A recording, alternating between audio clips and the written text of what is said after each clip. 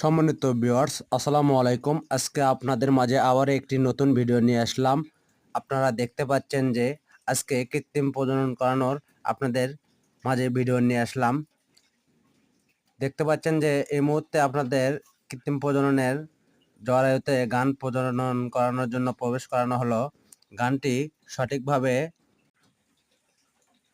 হরনটিতে যাচ্ছে না, কারণ হরনটিতে থার্ডিংয়ের ওভারিংটা একটু বেঁকা আছে আর ছেনো আছে। অথচ কিন্তু আপনারা দেখতে পাচ্ছেন যে সাধারণত মূলত এটি একটি গাভী বকনা না, অরিজিনাল 4 দাঁতের গাভী। আর এই হরনটি